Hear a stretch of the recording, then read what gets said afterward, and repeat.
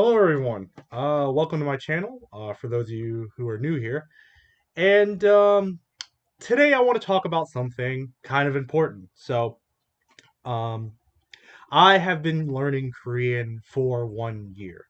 So, this here is a huge milestone for me, considering my past with language learning and my few unsuccessful attempts. So, I've made it this far, and in this video, I'm going to share how I did it, what largely kept me motivated, the resources that I used, and some of my plans for the future moving on, some of the goals that I have set.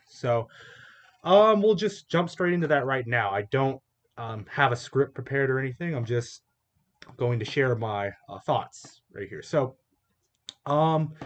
Um, April the 28th last year is when I officially started learning Korean. I fondly remember buying a book, a beginner's Korean textbook from Barnes and Noble, and from there, that's what I used at the very early stages.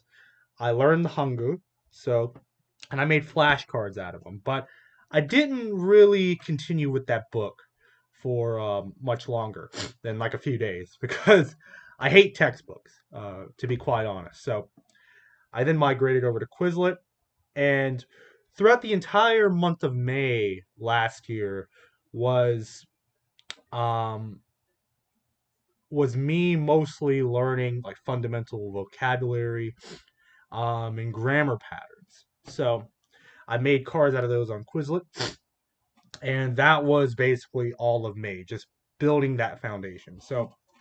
That was good.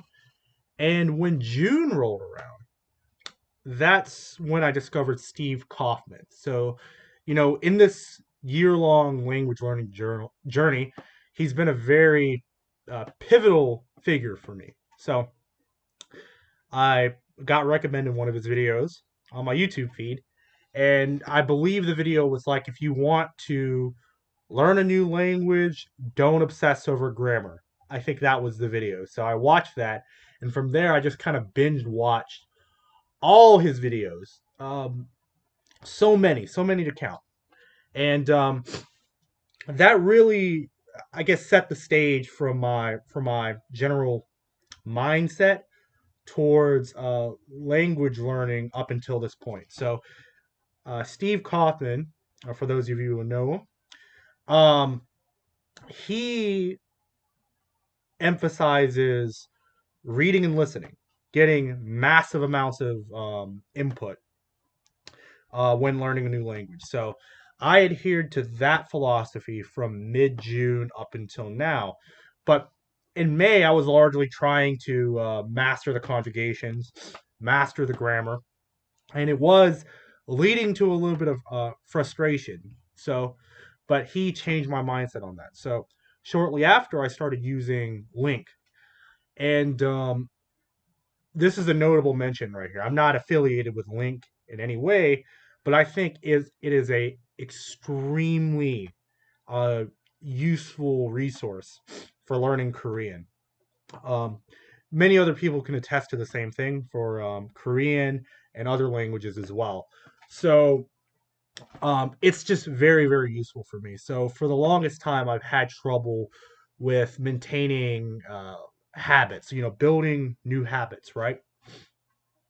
But with Link, since it tracks your time and it tracks your like your known word count, your time spent listening, reading, the lessons you've completed, very detailed stats. So I think that plays a very huge role into how I was able to make it to 1 year with learning Korean. So it's using Link. To continue, in June, that's when I started the mini stories series. With any language that you pick on Link, generally, I don't know if it's any language, but like for most of them, they provide mini stories. And these are stories that start out very simple with a lot of repetition, and it contains a lot of the most frequent vocabulary words. Um, it repeats. It comes in the form of statements, questions, and like a kind of like a dialogue. So it starts out very simple, and then it gets more complicated the further you go.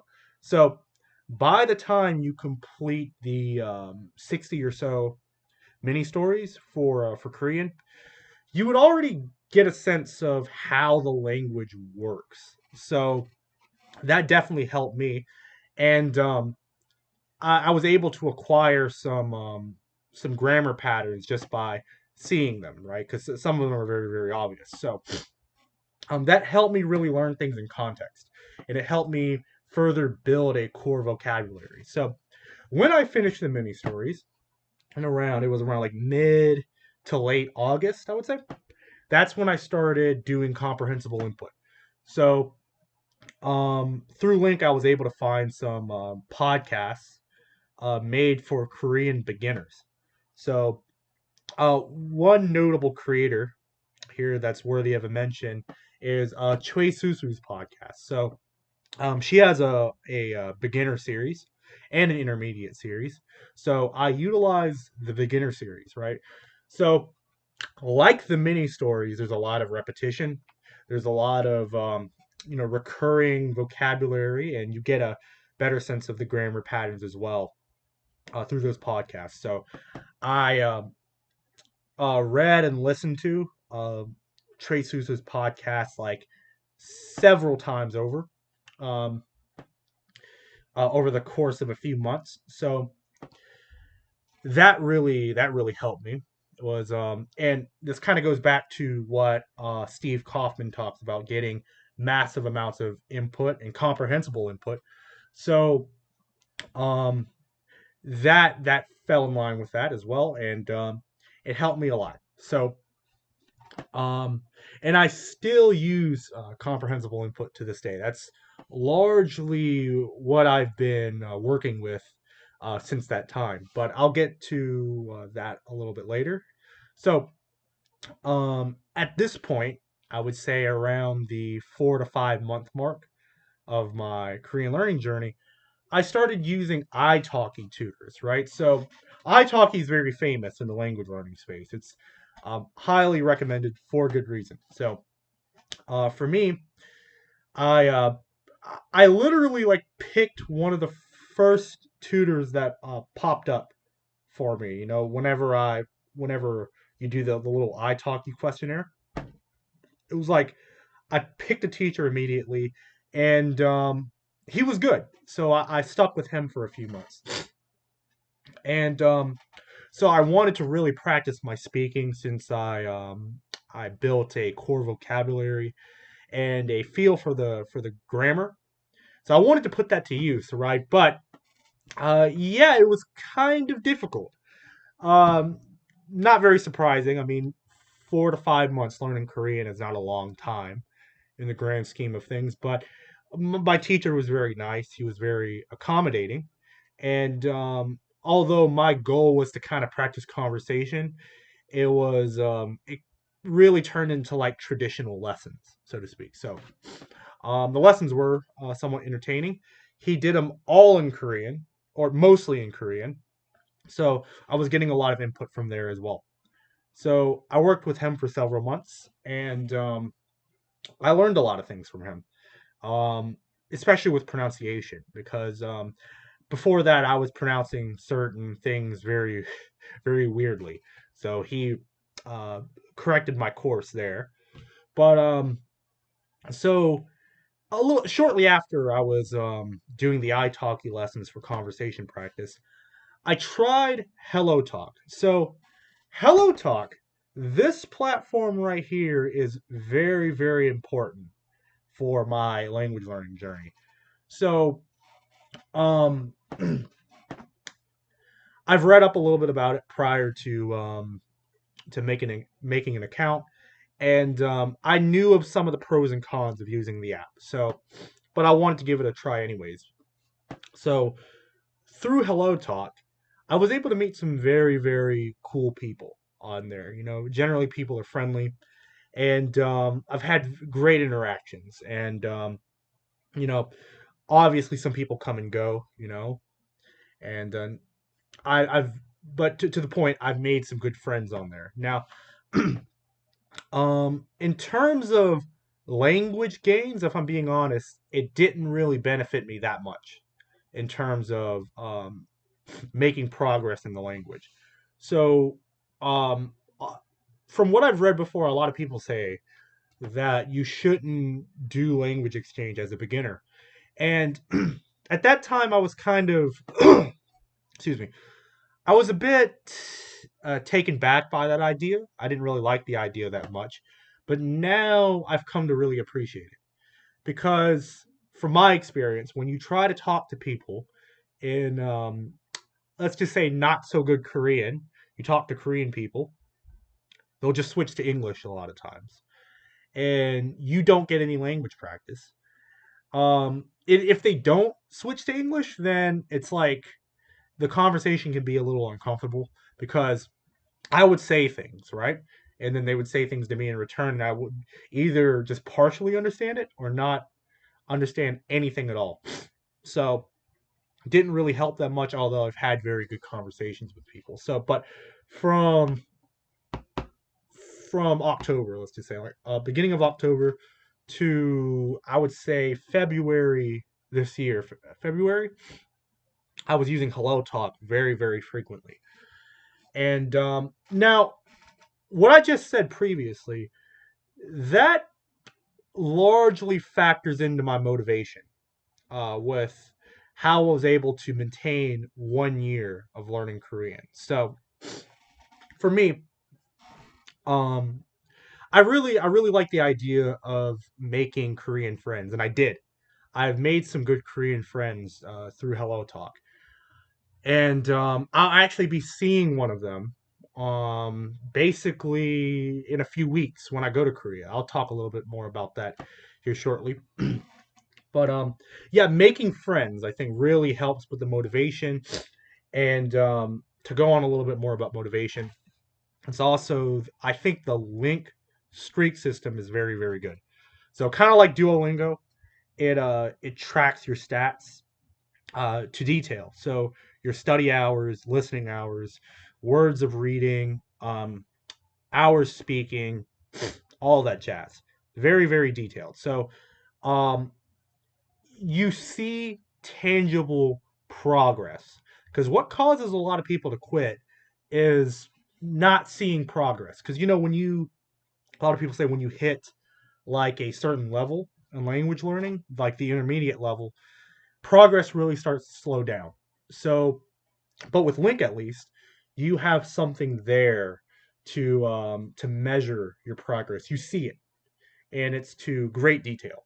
So, um, Link and making Korean friends is largely how I was able to keep it up for 1 year. So, um, now in this video, I think it's worthy to mention um, my some of my thoughts regarding immersion. So, um, of course, at the very beginning, I wasn't spending much time learning the language. Like the idea of spending more than an hour with the language felt so daunting to me. And honestly, Link at the start felt a bit like a chore. So, but I powered through it nonetheless, and it was because I didn't want to break the streak. So that kept me going. Link was very pivotal in terms of helping me build the habit of engaging with the language every day, like no matter how much. So that's that. But nowadays, I would say a little bit earlier into this year, I've encountered Matt versus Japan and the refold slash like mass immersion approach, right? So Um, initially, I wasn't too fond of his outlook on language learning, to be honest with you. Like the idea of delaying output and how do I say it? Like spending that much time on the language a day. It felt just too hardcore. But recently I've kind of come around to that. So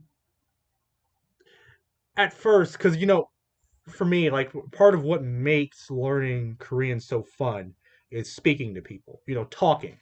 And that goes with any language. And a lot of people feel the same way. So just like um delaying output for 2 years, as the Refold community says, that to me is that didn't really sit well with me at the very beginning, to be honest with you. But I'm a lot more sympathetic towards their philosophy nowadays. Not everything, but I get it. So I've mentioned Matt versus Japan in my intro video, and just the immersion community altogether. um, Discovering that community and reading the or watching the testimonies of people who've done 2, 3, 4 years in their respective languages largely motivated me to start this channel. You know, so and with that being said, I'm going to continue to post more update videos. Probably my next one would be I might do this monthly, monthly updates with some other videos in between about some other thoughts I have about language learning. There's a lot of other stuff I'd like to talk about um, outside of this video, but that inspired me a lot, you know. And when you have other people, watching you, that you could be inspiring other people out there to learn a new language. That serves as motivation for myself, you know. So hence why I have this channel right now. But so since May last year, beginning of May last year to now, I've gradually increased the amount of time that I spend a day learning Korean. So initially it was like 30 minutes, then it gradually went up to like an hour, then 2 hours up to now. I'm averaging around, I try to get 4 to 5 hours a day of immersion. So um and I still use Link as well. So I know my approach is different from a lot of those in the Refold community or from those who do immersion. I personally don't use Anki. I did at the very beginning. Like a couple months in, I used a pre-made deck, but I found it kind of boring, to be honest with you. Um, and I was able to make a lot of progress with my vocabulary just by using Link. So, yeah, I never really. I'm not much of an Anki user. It's very effective for a lot of people, from what I've heard. But for me, I like using Link, and it's work. So, with that aside, I want to talk a little bit about what I want to do in the future, right? So some of the future goals that I have now. So, of course, 1 year is a very huge milestone for language learning. A lot of people don't make it past a few weeks, and I was certainly one of those people a few times in the past. Right, I've tried using Pimsleur, and uh, yeah, it was mostly Pimsleur in the past with Korean. Tried doing that, never got far. Pimsleur is pretty boring, so a lot of people don't make it that far, and making it to 1 year for me, I'm extremely proud of myself. And right now, I think it's actually worthy to bring up some of my stats here on Link. So this follows into some of the goals that I have set for this year. Well, in short, um, right now, I'm sitting at about just one moment. So here,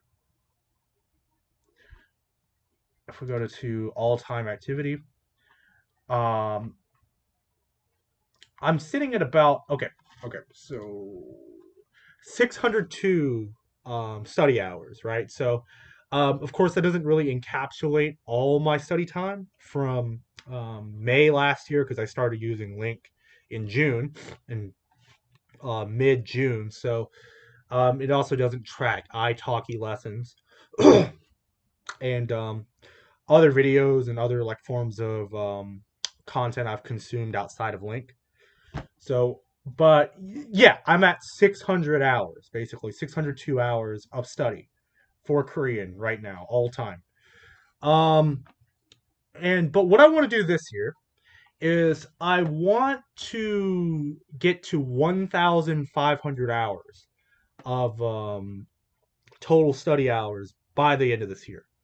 So I've done the math on that. If not 1,500, the minimum is 1,000 hours. So that's the goal. It's totally doable before the end of this year. But ideally, I want to hit 1.5k. That's what I want to do. So um, I'm already at 600 hours, so that's not that far, given the amount of time that I spend learning a day. So with that being said, I've kind of put off Hello Talk for a while now. I sort of stopped using it. I think I quit using it at around, I think it may have been early March. I think. Um, so yeah, for a little while now, I've been off of Hello Talk. But once I hit the somewhere around the 1.5k mark, I'm gonna come back to Hello Talk. So maybe around 18 months, I would say somewhere around 18 months to 2 years. Around that point, I'll come back to Hello Talk and really prioritize outputting and making new Korean friends. So that's the plan for this year.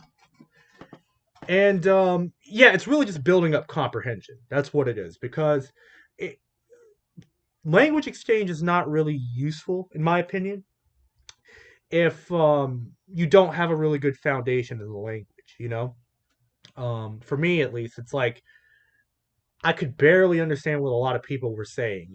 Like I said before, a lot of the conversations became a bit uncomfortable, or they would just switch to English. But you know, for me, if I'm gonna use that app, I really want to make it like worth my time in terms of making language progress. So now, that's just me. I know a lot of people on Hello Talk are a lot more casual.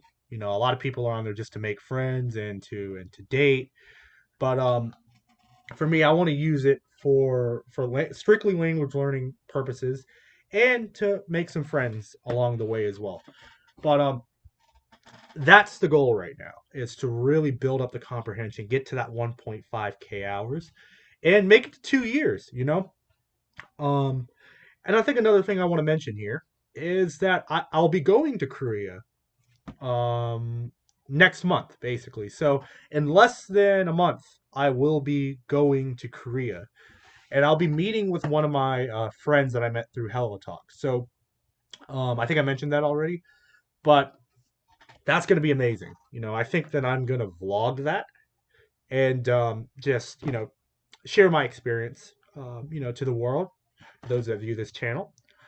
And I think, yeah, it'll be very, very fun. So um, I'll probably talk a little bit more about the trip in a separate video, but I'm of course going to Seoul. That's where I'll be going. I'll primarily be there. I'll spend most of my time there, although I may want to visit Daegu or some other city in Korea as well. Ideally, where they don't really speak much English, so I can get the full immersion essentially. So go out to the countryside and whatnot. It'll be very fun. And I'd also like to go to Korea more times in the future. I have some other friends that live there, and I want to be able to, hold conversations with them and just really, really immerse while being there in Korean. So, um, just to talk a little bit more about the friends that I've made over time. Um, yeah, I have some friends that I talk to every single weekend. We've made those arrangements to just kind of chit chat a little bit, do some language exchange in a group chat that we've made. And yeah, it's been very, very motivating for me. Although we do most of it in English, because a lot of the other people, including myself, um, our Korean abilities are not that great. So it's mostly in English. But for me, what's really motivating is I want to be able to converse and talk to my friends in Korean, have like meaningful conversations with them all through Korean. That's what I want to do. And maybe I think hopefully I can do that within this next year. Once I hit the 2 year mark, um, I want to be able to do that. Just get conversational. So yeah, just I have very very big plans for this year. I really look forward to it, and also putting out more content and sharing my journey to the world. And yeah, so with that being said, thanks for watching for whoever showed up and whoever decided to view this video. I would definitely appreciate a like and potentially a subscription. But till the next video, uh, take it easy. Goodbye. Thanks for stopping by and watching this video.